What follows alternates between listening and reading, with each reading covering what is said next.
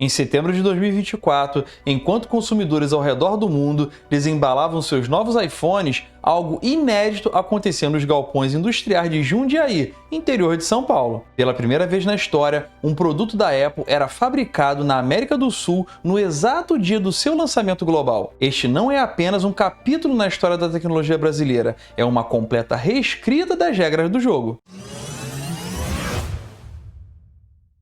Fala galera, quem fala é o Paulo Ribeiro e hoje a gente vai mergulhar em um tema que conecta geopolítica internacional, guerra comercial e o futuro da tecnologia no Brasil. A Apple, uma das empresas mais valiosas do planeta, está considerando transformar o Brasil em seu terceiro maior centro produtivo global. Isso mesmo que você ouviu, mas antes de começarmos, não esqueça de se inscrever no canal, ativar o sininho de notificações, deixar aquele like maneiro para que esse conteúdo chegue em mais pessoas. Quando a gente pensa em produção de tecnologia avançada, normalmente visualizamos os complexos industriais da China ou, mais recentemente, da Índia. Mas agora o Brasil surge como a próxima peça-chave nesse quebra-cabeça global. E vale ressaltar que este movimento não acontece por acaso. Ele está diretamente ligado à guerra comercial entre Estados Unidos e China, novas políticas protecionistas e uma estratégia global de diversificação de riscos. A história que eu vou contar hoje está mudando o cenário da tecnologia na América Latina e pode afetar diretamente o preço que você paga pelo seu próximo smartphone. A relação da Apple com o Brasil não começou recentemente.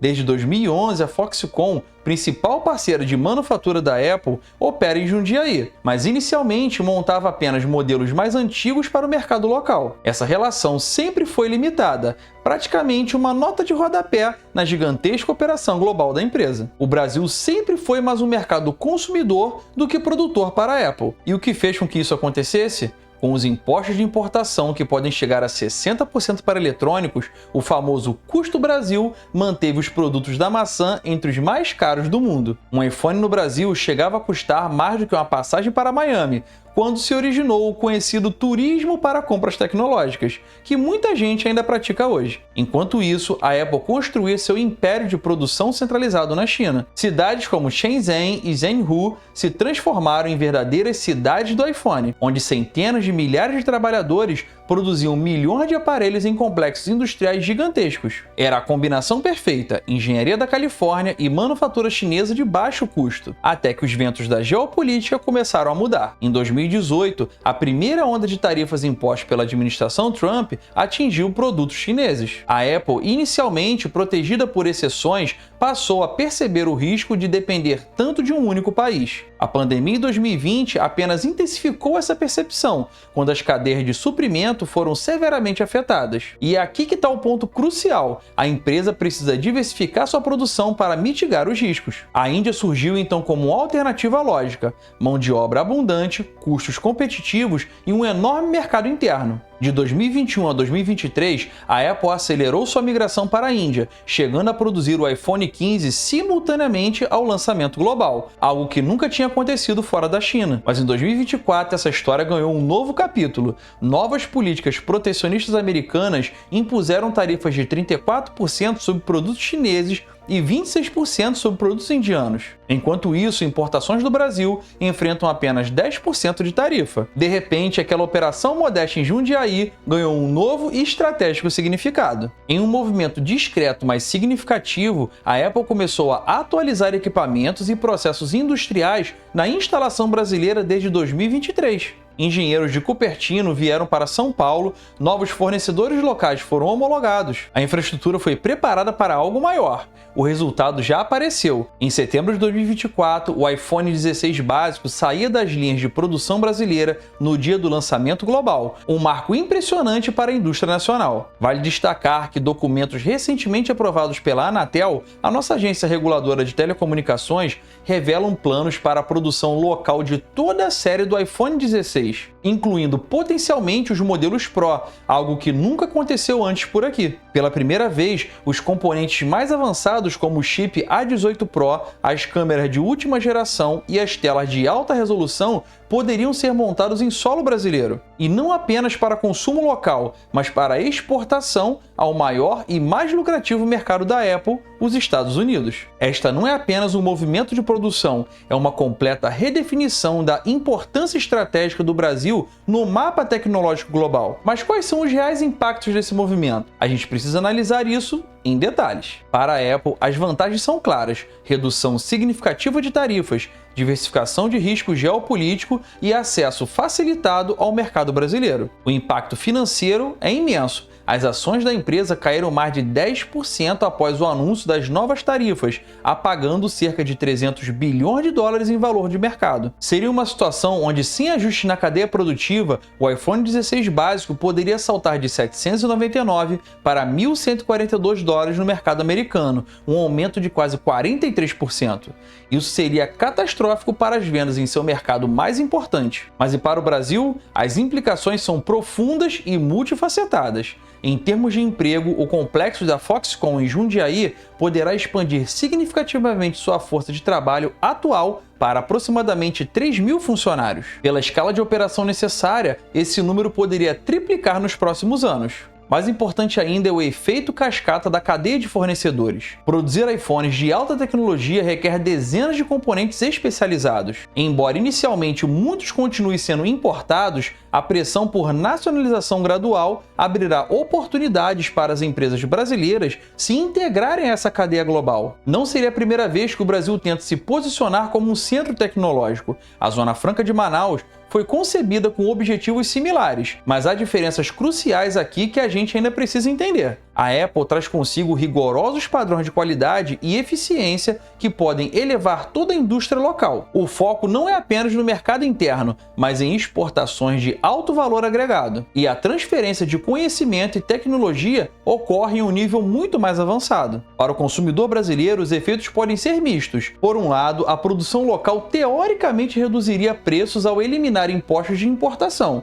Por outro, a Apple historicamente mantém margens similares globalmente, absorvendo parte dessa vantagem como lucro adicional. Provavelmente veremos uma redução moderada nos preços, mas não tão significativa quanto a economia real e impostos sugerida. Do ponto de vista da balança comercial brasileira, o impacto seria extremamente positivo. Um iPhone 16 Pro Max pode custar até 1.200 dólares em componentes. Se o Brasil começar a exportar volumes significativos, isso representaria uma nova categoria de produto de alto valor na pauta exportadora nacional, tradicionalmente dominada por commodities. Mas vale ressaltar que nem tudo são flores neste cenário. A expansão enfrenta desafios significativos. Primeiro, a questão da capacidade industrial. As instalações de Jundiaí, mesmo com as recentes atualizações, estão longe da escala dos complexos chineses. Em Chengdu, a Foxconn emprega mais de 300.000 trabalhadores em um único complexo. O Brasil precisaria de investimentos massivos para se aproximar dessa capacidade. Segundo, a infraestrutura logística brasileira ainda apresenta gargalos significativos. O transporte de componentes e produtos acabados enfrenta desafios como estradas precárias,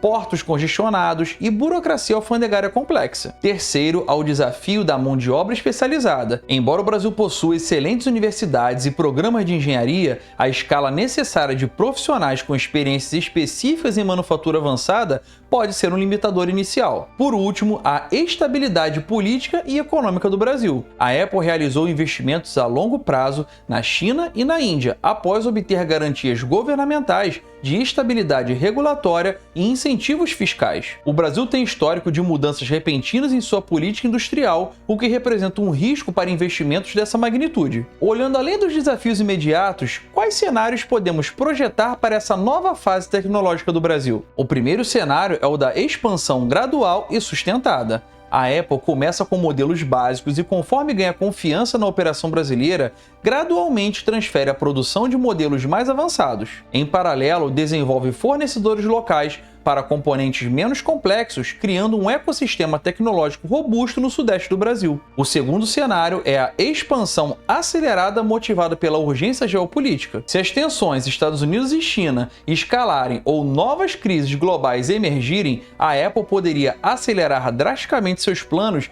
injetando capital significativo para expandir rapidamente a capacidade brasileira. O terceiro cenário, e menos otimista, é o do recuo estratégico. Se as condições macroeconômicas mudarem significativamente ou se os desafios operacionais se provarem insustentáveis, a Apple poderia recalibrar sua estratégia, mantendo o Brasil como um produtor secundário focado apenas no mercado local. Independentemente do cenário que se concretize, este movimento da Apple representa uma oportunidade histórica para o Brasil. O país tem chance de se inserir em uma das cadeias produtivas mais avançadas e lucrativas do mundo, atraindo não apenas capital, mas conhecimento e tecnologia de ponta. Estamos vivendo um momento de realinhamento das cadeias produtivas globais. A era da hiperglobalização, onde a produção se concentrava nos locais de menor custo, independentemente de considerações geopolíticas, está dando lugar a uma nova realidade, onde empresas priorizam aliados políticos e econômicos para suas operações.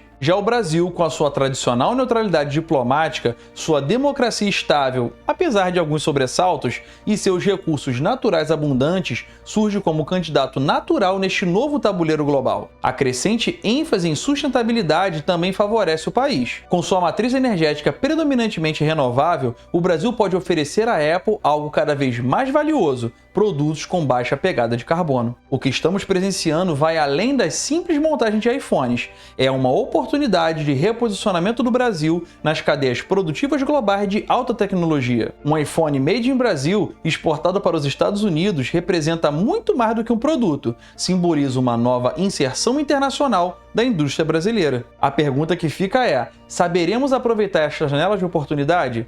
Transformaremos este movimento inicial em um ecossistema tecnológico robusto ou será apenas um parêntese na nossa história industrial? Isso só o futuro dirá, mas o potencial está definitivamente colocado. E por hoje é só, e não se esqueça de deixar aquele like maneiro, se inscrever no canal, ativar o sininho de notificações para não perder nenhum conteúdo relevante do mundo da tecnologia. Meu muito obrigado por chegar até aqui e até a próxima!